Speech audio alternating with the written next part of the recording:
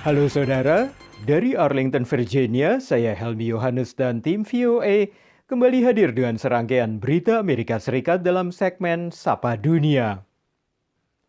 Kami awali dengan reaksi beberapa warga diaspora Indonesia di Amerika Serikat atas pemerintahan baru di tanah air dengan dilantiknya Prabowo Subianto sebagai Presiden Republik Indonesia dan Gibran Rakabuming Raka sebagai Wakil Presiden Republik Indonesia untuk periode 2024 hingga 2029.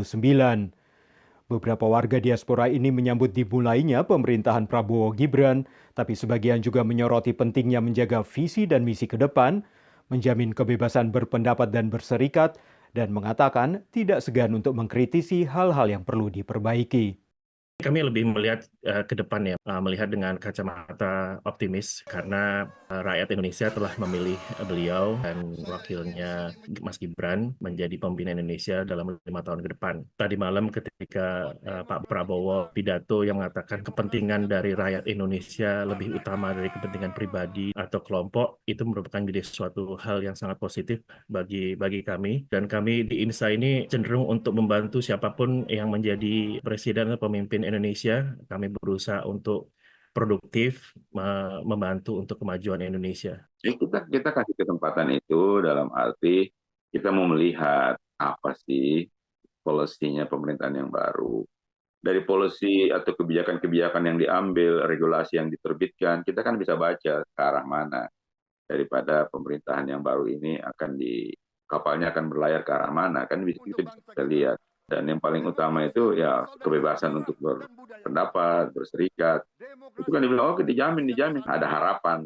Walaupun belum menjadi suatu kenyataan, tapi kan ada harapan. Kalau Prabowo bisa smooth sailing, ya kita lihat sebagai diaspora atau orang-orang yang tidak di dalam kapasitas sebagai penyeimbang gitu ya, kita mau mengkritisi apa-apa saja yang perlu diperbaiki. Kami percaya itu, tapi Pak Prabowo ini memang mempunyai jiwa Jawa, terus jiwa korsanya itu selalu ada. Jadi rasa balas budi beliau itu sangat tinggi sekali untuk hal seperti itu. Yang kami harapkan di belakang Pak Prabowo, penasihat-penasihatnya, Pak Hasim, Suraja Jiwandono, itu juga masih mampu untuk menjaga visi dan misi yang ada ke depan yang bisa terus dijalankan dan konsisten untuk hal seperti itu.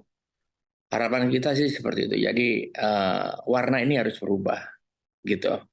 Walaupun kita respect pada seseorang, dapat berdiri tegak. Of course, pertama didukung dan diharapkan oleh sebagian besar rakyat Indonesia kan terpilih, ya otomatis kan sebagian besar rakyat Indonesia memilihnya. Ya dengan tentunya harapan yang sangat didambakan agar bisa menjadikan Indonesia itu menjadi satu negara yang adil, makmur, aman, sejahtera untuk bangsa dan negara Indonesia itu sendiri. Karena Indonesia itu kan negara yang boleh dibilang super kaya dengan segala macam resource-nya. Beralih ke musim gugur di Amerika Serikat yang ditandai dengan perubahan warna dedaunan sebelum rontok dari pepohonan ke warna kuning, merah, dan warna menarik lainnya. Indahnya pemandangan pepohonan seperti ini meningkatkan kunjungan wisatawan ke wilayah yang dikenal dengan pepohonan rindang, termasuk ke kawasan New England di bagian timur Laut Amerika Serikat. Musim panas telah beralih ke musim gugur di Amerika Serikat. Saatnya pepohonan menggugurkan daunnya guna menghemat energi sebelum musim dingin. Basically from late September in those highest elevations, you'll start seeing some good fall color popping off, all the way to maybe the second week of November at these lower elevations. Di pantai timur Amerika Serikat, daerah yang paling dikenal dengan keindahan musim gugur adalah kawasan New England, mencakup negara bagian Connecticut, Maine, Massachusetts, New Hampshire, Rhode Island, dan Vermont. Kawasan ini kedatangan banyak turis dari negara bagian lain. I'm on a bus trip from Indiana, Fort Wayne, Indiana, with my sisters actually, and we came out to the Northeast to see the beautiful foliage and the colorful leaves. We enjoy that. We've come out here before and, went up into the mountains and stuff like that and watched it when it had good color. And it's beautiful. We don't have that in Iowa. Warga lokal juga bersyukur atas dampak ekonomi datangnya begitu banyak turis. I grew up here, so I think it loses its luster a little bit.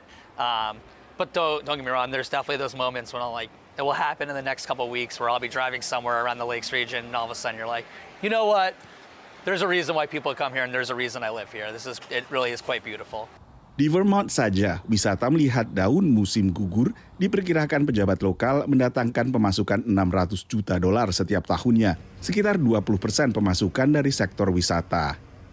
Demikian laporan tim VOA.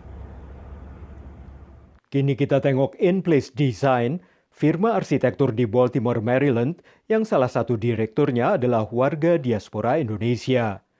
Perusahaan yang memiliki visi menjadikan dunia tempat yang lebih baik ini terus membangun jejaring dan mengikuti tren, sehingga bisa bertahan bahkan pada masa pandemi COVID. Visinya simple sebetulnya, make a world as a better place. Intinya melihat satu desain itu tidak hanya dalam satu sudut, dari segi arsitektur, dari segi interior, dari segi landscape, lighting, kemudian juga wayfinding, graphic. One of the reasons I named it In-Place Design is because we're all about placemaking. Because the buildings in a lot of ways are backdrops, but we look at what's happening in the space that people are actually participating in that location, how the sidewalk is, the landscape, the signage, all those components make a good project. And skill sets that they offer makes them valuable to us. On the micro level, I can call them, I could say, hey, we've got a potential vacancy at one of our centers. And then they could create quickly a really thoughtful, well-designed concept idea and help to bring in and get somebody who may be interested in potential space. Dan kita juga klien-klien kita itu tidak hanya dari developer yang lebih komersial ya. Ada non-profit juga yang kita kerjakan sekarang ini, ada komunitas Muslim Indonesia di Houston yang sekarang kita lagi bantu untuk desain masjidnya. Jadi sebetulnya dalam menjalankan company design seperti ini, apa sih kuncinya agar bisa bertahan? Bertahan dalam bisnis itu adalah networking kalau saya bilang. Jadi bagaimana kita bisa reach out dan dari situ kita bisa tahu apa sih tren sekarang, desain tren. Jadi kita sudah bisa mengantisipasi market sebelumnya.